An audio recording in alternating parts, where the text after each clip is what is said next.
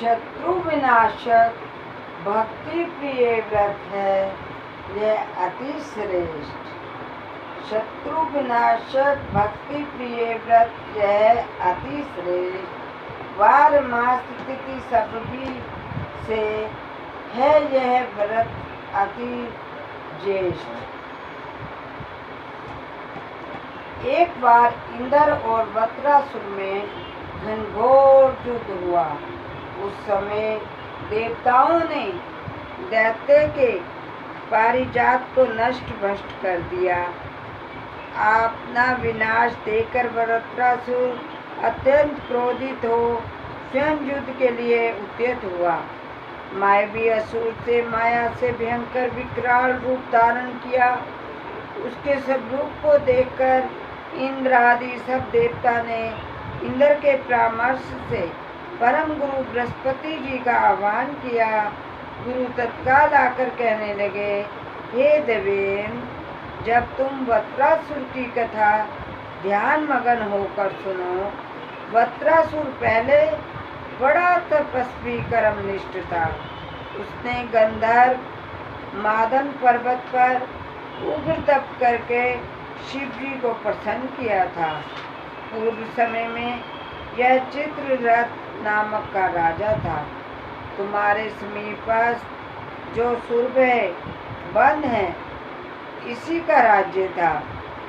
अब साधु प्रवृत्ति विचारवान महात्मा उसमें आनंद लेते हैं। भगवान के दर्शन की अनुपम भूमि है।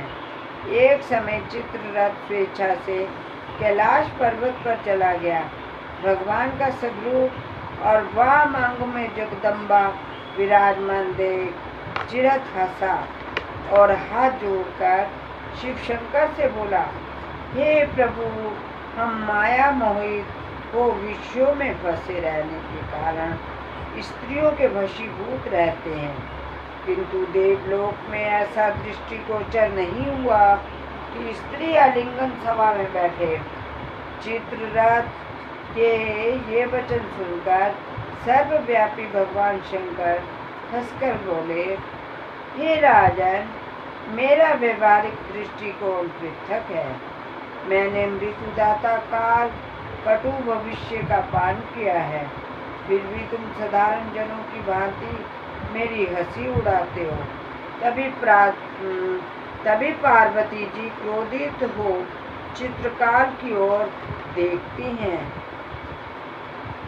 देखती हुई कहने लगी, अरे वो दुष्ट, सर्वव्यापी महेश्वर के साथ मेरी आप तूने हंसी उड़ाई है। तुझे अपने कर्मों का फल भोगना पड़ेगा। उपस्थित सभासदों, माँ विशुद्ध प्रकृति के शास्त्र तानवेशी और सनंदन राजकुमार, हे सर्व अज्ञान के नष्ट हो जाने पर शिव भक्ति तत्पर और मूर्ख राज, तू अति चतुर है, अतः मैं तुझे शिक्षा दूंगी कि फिर तू ऐसे संतों का मजाक करने का दुस्साहस न करे। तब तू दैत्यों के स्वरूप को धारण कर विमान से नीचे गिर और तुझे श्राप देती हूँ इस पृथ्वी पर। अभी तू पृथ्वी पर चला जा। जगदम्बे भगवती के चित्ररथ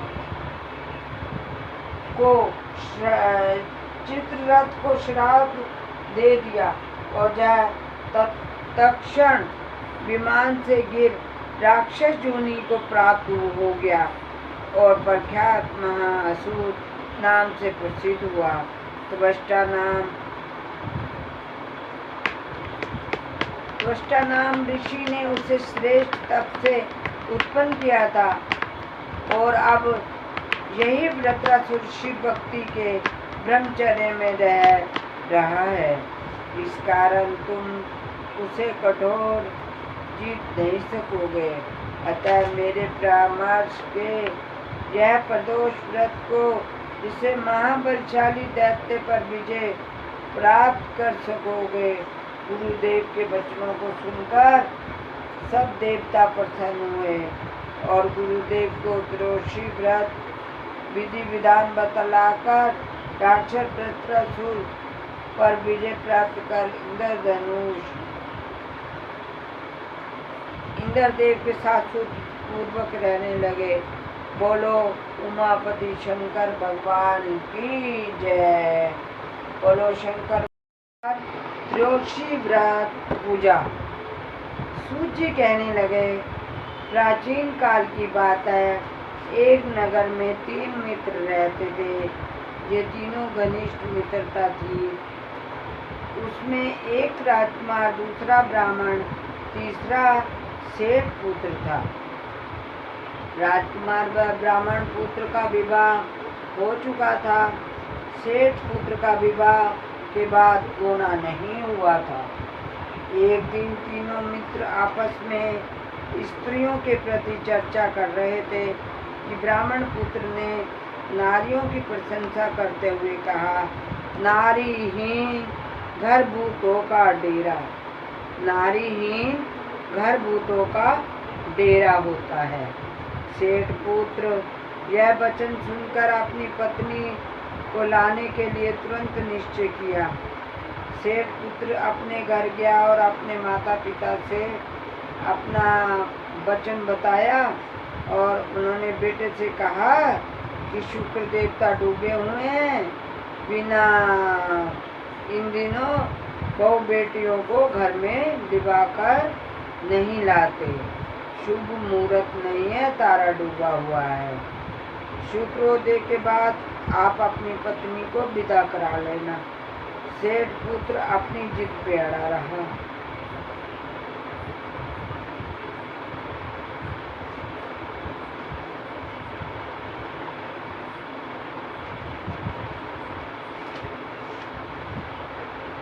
और वह अपने ससुराल पहुंचा। सास ससुर और उसके इरादे का पता चला। उन्होंने उसको समझने की कोशिश की कि वह नहीं माना और उन्हें विवश होकर कन्या को विदा करने लगा। ससुराल से विदा होकर पति पत्नी नगर से बाहर निकले ही थे कि उनकी बैलगाड़ी का एक पहिया टूट गया और बैल की टांग टूट गई। पत्नी को भी काफी चोट आई। सेठ पुत्र ने आगे चलने को प्रयत्न जारी रखा, तभी डाकुओं ने भेंट हो गई और वे धन दाने को लूटकर सेठ के पुत्र और पत्नियों सहित रोना पीटना प्रारंभ कर दिया। जाते ही उस समय सांप ने डस लिया। डाकुओं ने उन्हें भेंट हो गई और धन धान्य को लूट कर ले गए। सेठ पुत्र पत्नी सहित रोना पीटना शुरू कर दिया। घर पहुंचकर जाते ही उसने सांप ने डस लिया। पिता ने वैद्यों को बुलाया। उन्होंने देखने के बाद घोषणा की कि सेठ पुत्र 3 दिन में मर जाएगा। उसी समय इस घटना का पता ब्राह्मण को पता लगा। उसने सेठ से कहा कि आप लड़के को पत्नी सहित बहू के घर वापस भेज दो। वहाँ सारी बाधाएं उनकी दूर हो जाएंगी। आपका पुत्र शुक्राष्ट के समय पत्नी को विदा करा कर लाया है। यदि वह समय पर पहुंच जाएगा तो बच जाएगा। सेठ उसे ब्राह्मण को पुत्र की बात सुनकर जच गई और वह अपने पुत्र वधू और पुत्र को वापस लौटा दिया। वहीं पहुंचते ही सेठ की हालत ठीक हो गई, आराम हो गई और शेष जीवन भी सुख आनंद पूर्वक व्यतीत होने लगा। और तभी अंत में पति पत्नी दोनों स्वर्ग को विमान के रूप से चले गए।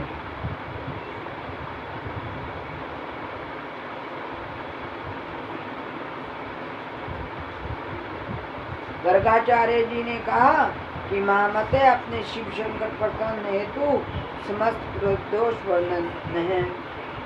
पुरातन कथा है, एक निर्धन ब्राह्मण स्त्री की दरिद्रता को दुखी वो षडीले ऋषि के पास जाकर बोले, हे महामुने, मैं अत्यंत दुखी हूँ, निवारण आप उपाय बताइए। मेरे दोनों पुत्र आपकी शरण में हैं। मेरे जेठ पुत्र का नाम धर्म है, धर्म जो कि राजपुत्र है, और लघु का नाम शुचिव्रत है। हम दरिद्री हैं, साथ ही हमारे उद्धार कर सकते हैं, तो इतनी बात सुनकर ऋषि ने शनि प्रदोष व्रत के लिए कहा। तीनों प्राणों का प्रदोष व्रत करने लगा। कुछ समय पश्चात प्रदोष व्रत आया। तीनों ने व्रत संकल्प लिया और छोटा लड़का जिसका नाम शुचि व्रत था वह तालाब में स्नान करते करते तालाब में स्नान करने को गया।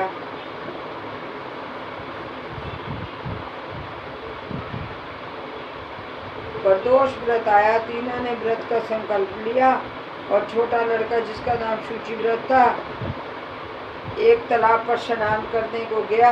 उस मार्ग पर गंगाचार्य जी ने कहा, हे महामते, आपने शिव शंकर प्रसन्न हेतु समस्त प्रदोष व्रत का वर्णन किया। हम शनि प्रदोष विधि सुनने की इच्छा रखते हैं। शनि प्रदोष व्रत की कथा। हे ऋषि, निश्चयात्मक रूप से आपका शिव पार्वती के चरणों में अत्यंत प्रेम है। आपके शनि त्रयोदशी के व्रत की विधि हमने ध्यान से सुनी। पुरातन कथा है कि एक निर्धन ब्राह्मण की स्त्री दरिद्रता से दुखी होकर शांडाल्य ऋषि के पास जाकर बोली, हे महामुने, मैं अत्यंत दुखी हूँ, दुख निवारण का उपाय बतलाइए। मेरे दोनों पुत्र आपकी शरण में हैं। मेरे जेठ पुत्र का नाम धर्म है जो कि राजपुत्र है और लघु का नाम शुचिव्रत है। हम दरिद्री हैं, आप ही हमारा उद्धार कर सकते हैं। इतनी बात सुन ऋषि ने शनि प्रदोष व्रत करने के लिए कहा। तीनों प्राणी प्रदोष व्रत करने लगे। कुछ समय पश्चात प्रदोष व्रत आया। तीनों ने व्रत का संकल्प लिया। छोटा लड़का जिसका नाम शुचि व्रत था एक तालाब पर स्नान करने को गया। उस मार्ग पर स्वर्ण कलश धन से भरपूर मिला। उसको लेकर वह घर आया।